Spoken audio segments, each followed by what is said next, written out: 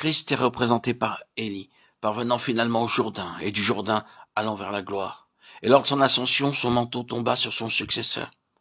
L'Église est représentée par Élisée, saisissant le ministère du Seigneur glorifié et élevé dans la puissance de son esprit, accomplissant ses propres paroles. En vérité, je vous le dis, celui qui croit en moi fera aussi les œuvres que je fais. Et il en fera de plus grandes, parce que je m'en vais au Père. Jean 14, 12. Que représente Élisée?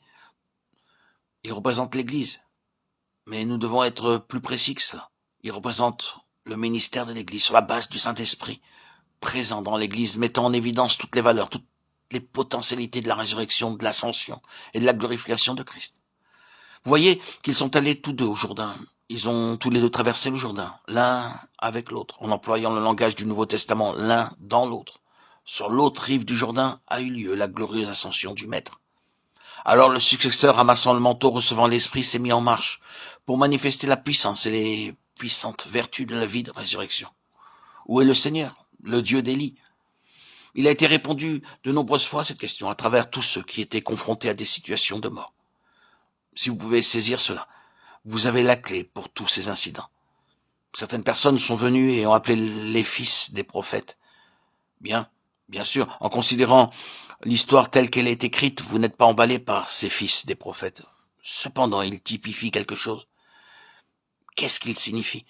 Ils représentent ceux qui serviront parmi le peuple du Seigneur en relation avec cette énergie de l'Esprit qui est présente dans Élisée. Ceux qui parmi le peuple du Seigneur servent pour le témoignage de Jésus, pour le témoignage de sa vie ressuscitée. C'est très simple. Maintenant, notez ce qui est arrivé. Ces fils des prophètes ont dû entrer dans l'expérience pour pouvoir servir. Ce ministère particulier qui progressait était le ministère de la vie vainqueur. La vie vainquant la mort. Considérons maintenant les choses qui sont citées. Les eaux de Jéricho, le poison dans le pot, le fer de hache qui tomba dans le fleuve et qui a surnagé. Tout fait allusion à la mort agissant dans diverses directions. De plusieurs manières, chacune d'elles ayant sa propre signification. Et de la vie se manifestant triomphalement sur la mort lors de ces tentatives. Ces fils des prophètes ont eu l'expérience de tout cela. Ils ont appris en étant terriblement éprouvés. Et chaque fois, il y avait cette attitude. Maître, qu'est-ce que nous ferons? C'est leur cri sans cesse répété.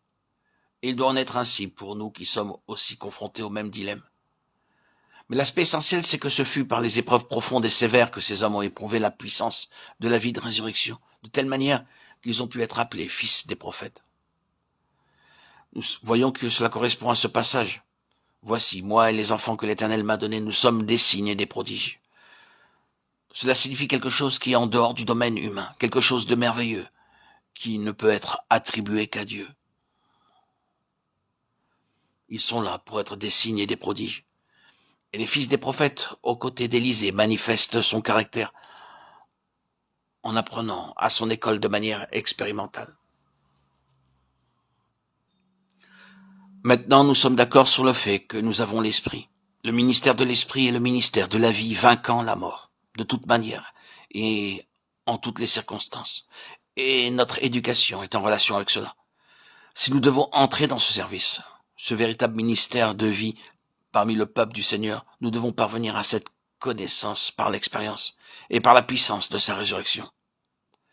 La seule chose qui puisse réellement servir, c'est cette vie qui triomphe de la mort.